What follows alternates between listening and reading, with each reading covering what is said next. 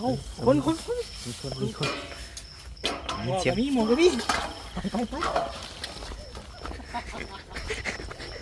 สวัสดีครับพี่น้องมื้อนี้ก็มาพบกับมาพ่อกับบาวนิวอยู่ป่าอเมซอนเด้อพี่น้องเด้อเนาะเจ้าของหุ่นมาแล้วเหนื่อยเลยเอ้า เฮ้ยโดนกี่ลัก หลักมาจริงใคร โอ้ลักเอาในลายก็ลักอะไร บ่ข้อทำนี้ กุ้มขาน้ำมันมาอยู่บ่ บ่โจนพอเพียงเด้ โจนใจบุญป่าเลิกอีกประมาณ4-5 ปีป่ะ โดน เต็มบัดหันหลังใช่ไหม บาร์บีคิวอยู่ลาวเฮาเลยเอิ้นจำยัง คือว่าเอ้ยปิ้งจามก็ส่งถ่ายปีเก่าตอนหับปีใหม่นะพี่น้องเนาะมื้อนี้ก็ได้กำลังเหลืออีกจักนาทีไอ้ เหลืออีก3 นาที เหลืออีก20เนาะเหลืออีก20นาทีกะเข้าปีใหม่แล้วพี่น้องเอ้ย กินปุกเลย เอาเบิ่งฮึบมักคือกันเนาะเจ้ากันเนาะมักคือกันเนาะจ้ะ เอา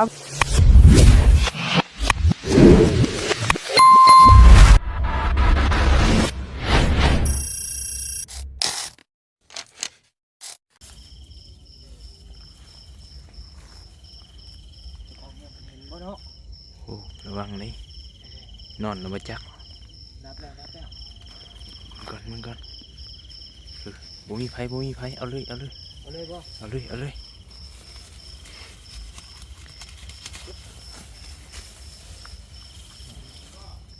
เอาคน มีคน หมอก เสีย กั ง บพี่หมอกกับพี่ไป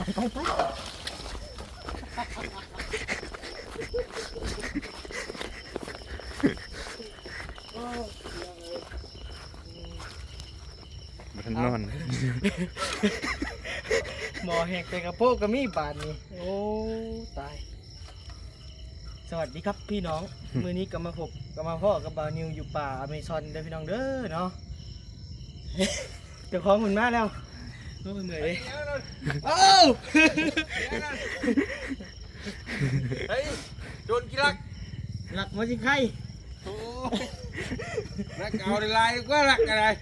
บ่ข้อทำนี้ กุ้มขาน้ำมันมาอยู่บ่ บ่โจนพอเพียงเด้ โจนใจบุญบ่ แน่โจนใจบุญ ถ่ายคลิปบ่น่ะ แน่ โอ้สบายดีเด้อพี่น้องเด้อโจ ไป นใจบุญ แล้ว อยู่ป่าเมซอนพี่น้องเอ้ยเนาะมื้อนี้เนาะ ใช้ที่บอกไปเลย มีทั้งหมอกระโปะมีทั้ง เอามาพี่บ่ยกหมอพี่บ่ยกหมอพี่บ่นี่ยกเตาพี่บ่ เห็นว่ากัน มีไฟฟ้าบ่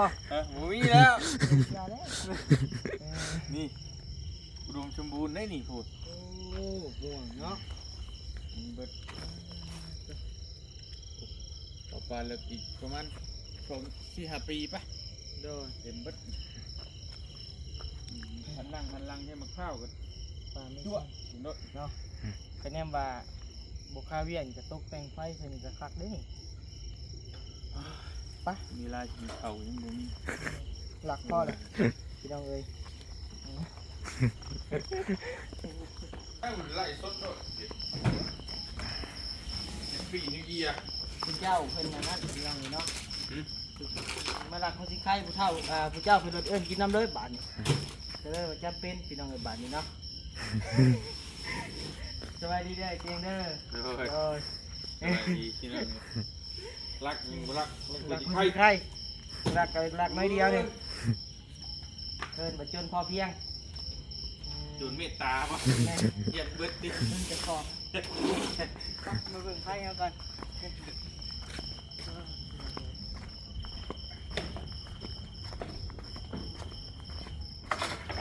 โอเคได้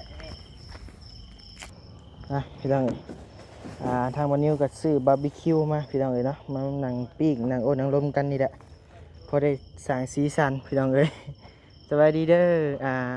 ไอ้เมฆเนาะโดย ปีใหม่ โดย New Year Happy New Year พี่น้องเอ้ยเนาะ ต่อแล้วเดี๋ยวอันทำวันนี้ปิ้งอันบาร์บีคิวกันพี่น้องเอ้ยเนาะไปพี่น้องเอ้ยมานั่งลิ้นเฮือนไอ้เตียงพี่น้องเอ้ยมื้อนี้กับไอ้เมฆสองหนุ่มใส่มาคลิปถ่านไว้นี่เนาะ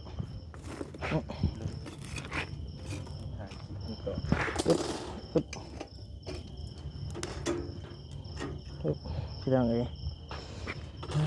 ต่อมากับมืดๆแน่พี่น้องเอ้ยเนาะ11 โมงล่ะ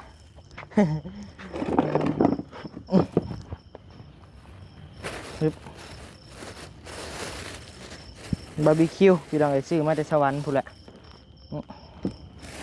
บ่มีหยังหลาย ซาวไหม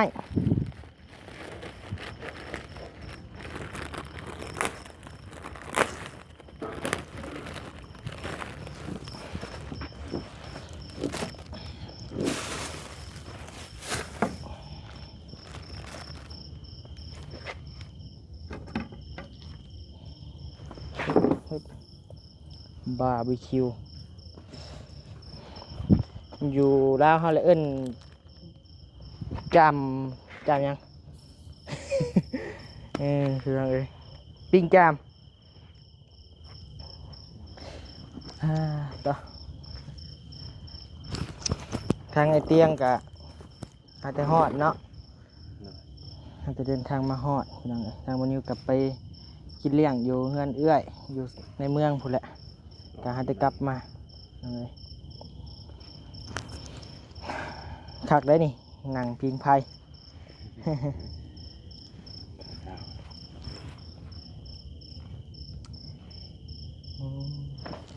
เคยกินอยู่บ่อยไหม เคย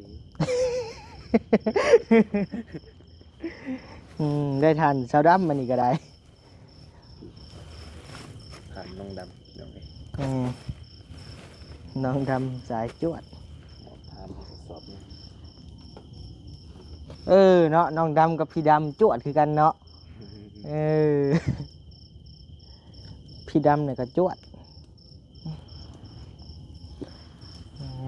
เรื่องยังก็ส่งถ่ายปีเก่าตอนหับปีใหม่นะพี่น้องเนาะมือนี้ก็ได้กำลังเหลืออีกจักนาทีเหลืออีก3 นาที ลืออีก20เนาะเหลืออีก20 นาทีกะเข้าปีใหม่แล้วพี่น้องเอ้ย20 นาทีสุดท้ายของปีเก่า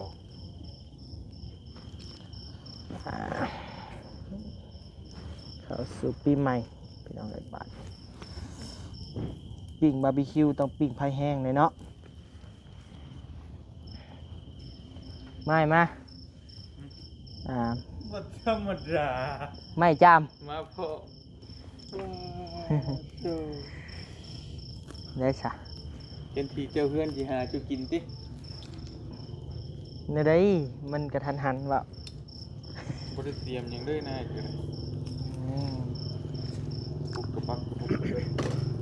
มาเด้อพี่น้องเด้อนำมากินเลี้ยงปีใหม่นำกันพี่น้องเอ้ย เลี้ยงปีใหม่ ซ้ำนี้แหละของกินเฮาก็ได้เนาะปิ้งบาร์บีคิว20 จามหรือว่า20 จามไฟจะขูดตัวนึงเนาะไฟ โอ้บาร์บีคิวตรงนั้นนี่ได้ แดงเดือดถ้าน้องดำนี่กล้าเนาะ แม่นบ่ แม่นแหละนี่ แม่นความละขี้โมอยู่บ่ แม่นถือความรักขี้โง่อยู่ได้ กะได้ลอย ปานนั้นบ่ยาวยังเทียงเราอยู่ว่าทานระบบกะผูกลูกว่าบับ ลุกดีลอย แม่นแห้งรีได้พี่น้องเอ้ยเนาะ ลุกดี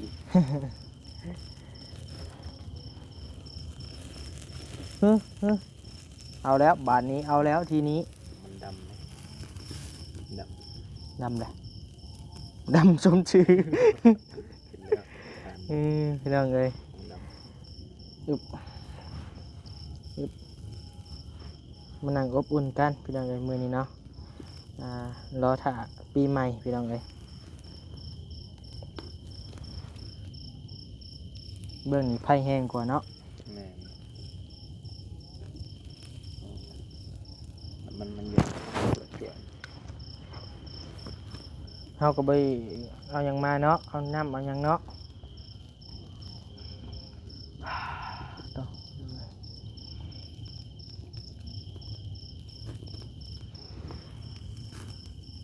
หากปีนี้คนลิ้นบ่อยากลายเนาะเพอเพิ่นไปไทยหมดล่ะไปเฮ็ดเวียกเฮ็ดงานหมดล่ะ มีรุ่นเพิ่น แม่น สิบ่ได้กลับ แม่นหาเงินยากช่วงขนาดเฮาก็ยังหาเงินยาก คันกลับก็น่าสิหยุดยาว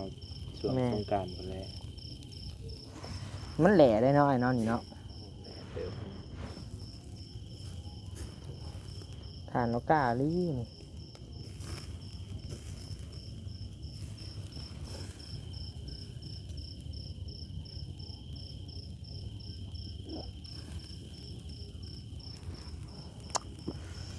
ชุกระบอก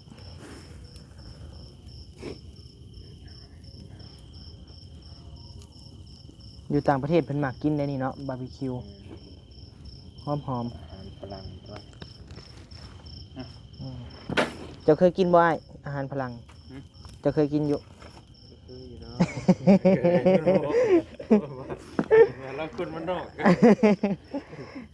บ่มีแนวว่าวเด้บ่เห็นพ่อจงขี้หลักกินนี่ ฝรั่ง อื แม่ง ม ชัว เบิ่งพาพี่น้องมาเบิ่งใกล้ๆก่อนเนาะอืมภาพก็บ่อยากสดอยากใช้บันไดพี่น้องเอ้ยเนาะเพราะว่ายามมืดยามค่ำโทรศัพท์ก็แบตสิหมดแหละอืมใส่เบิ่งอึบชึบตัวบ่เมฆเป็นผู้ปิ้งพี่น้องเอ้ยเนาะ พี่น้อง อ่าตอนรับปีใหม่พี่น้องเอ้ยเนาะ ในอีกบ่กี่นาทีนะ โดย เป็นปีใหม่แล้ว นี่แหละพี่น้องเอ้ยเนาะมาอบอุ่นกันอยู่บ้านซองลูกพี่ทางบ้านบ่อเตียงพี่น้องเอ้ยเนาะพอนี่แหละของยังเกาะอันยังเกาะของยังเฮาเกาะ เครื่องดื่มพี่น้องเอ้ย หมู่กินเหล้ากินเบียร์เฮากินเป๊ปซี่กับน้ำพี่น้องเอ้ยนี่แหละเฮ็ดได้ซะมันกินบ่ได้คือหมู่เด้อซะ พี่น้องเอ้ยต่อคือสิแซ่บอยู่หาเบิ่งหอมหุยๆอยู่นี่กูนี่หอมกรุบอยู่ลูกพี่มั่งครัวแล้วบ่เสียงดังตุ๊ดพี่น้องเอ้ย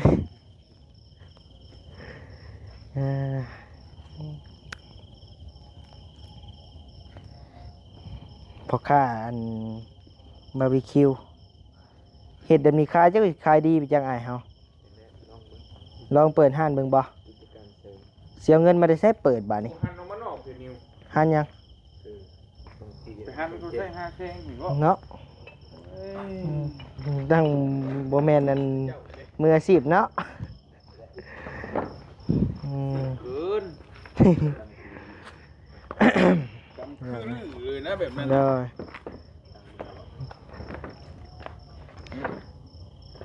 ตั้งมาบ่ได้ถึงน้อยล่ะ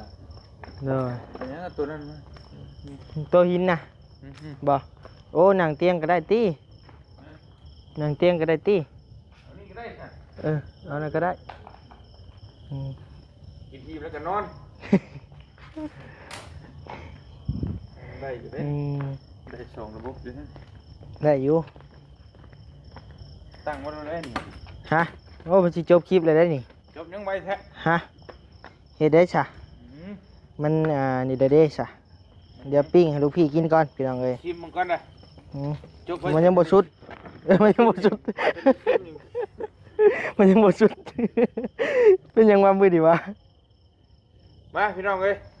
ใส่ซิมึงดู มันคือจากหล่อนๆแท้แต่ก็มันคือมีน้ำจิ้มบาร์บีคิว เด้น้ำจิ้มมัน ก็ว่าอยู่ นี่เด้ บ่เคยกินคือหูเนาะ บ่เคยกินคือ โอ้ยเนาะน้ำราดมันอันน่ะ น้ำละบ่ โดย